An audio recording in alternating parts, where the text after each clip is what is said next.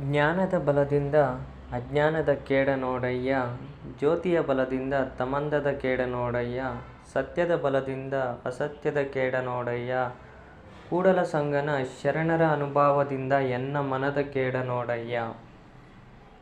ಜ್ಞಾನ, ಸತ್ಯ, ಸಾತ್ವಿಕತೆ ಇವೆಲ್ಲ ಮನುಷ್ಯನ ಬದುಕಿನಲ್ಲಿ ಉನ್ನತ ಮೌಲ್ಯಗಳೆಂದು, ಬದುಕಿಗೆ ಬಲವೆಂದು ನಂಬಲಾಗಿದೆ. ಅಂತೆಯೇ ತಾಮಸ, ಅಜ್ಞಾನ, ಅಸತ್ಯ ಇವೆಲ್ಲವೂ ದೌರ್ಬಲ್ಯ ಅಥವಾ ಮನುಷ್ಯನ ಶತ್ರುಗಳೆಂದು ಭಾವಿಸಲಾಗಿದೆ. ಮನುಷ್ಯ ಈ ದೌರ್ಬಲ್ಯಗಳನ್ನು ಗೆಲ್ಲಬೇಕು ಅಥವಾ ಇವುಗಳಿಂದ ಹೊರಬರಬೇಕು.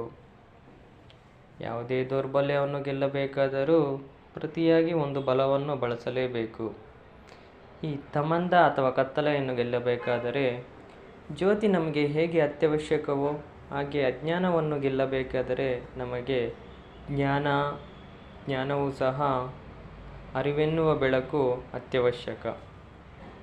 ಅಂತೆಯೇ ಸತ್ಯವೆಂಬ ಸರ್ವಕಾಲಿಕ ಮೌಲ್ಯವನ್ನು ಬದುಕಿನಲ್ಲಿ ಅಳವಡಿಸಿಕೊಂಡಿದ್ದಾದರೆ ನಾವು ಅಸತ್ಯವೆಂಬ ತಾಮಸ ಪ್ರವೃತ್ತಿಯನ್ನು, ಅದರ ಋಣಾತ್ಮಕ ಪರಿಣಾಮವನ್ನು ಪರಿಣಾಮಕಾರಿಯಾಗಿ ಎದುರಿಸಬಹುದು. ಅಂತೆಯೇ ನಮಗೆ ಒಳ್ಳೆಯದೋ ಕೆಟ್ಟದ್ದೋ ಮನುಷ್ಯನ ನಡೆಯನ್ನು ನಿರ್ಧರಿಸುವ ನಮ್ಮ ಈ ಮನಸ್ಸಿನ ದೌರ್ಬಲ್ಯಗಳನ್ನು ಮೆಟ್ಟಿ ಅದನ್ನು ಸನ್ಮಾರ್ಗದ ಮೂಲಕ ಮುನ್ನಡೆಸುವ ಚಾಲನ ಶಕ್ತಿ ಎಂದರೆ ನಮ್ಮ ಶರಣರ ಅನುಭವದ ಅರ್ಥಾತ್ ಸತ್ಸಂಗ. ಇದು ಈ ವಚನದ ಆಶಯವು.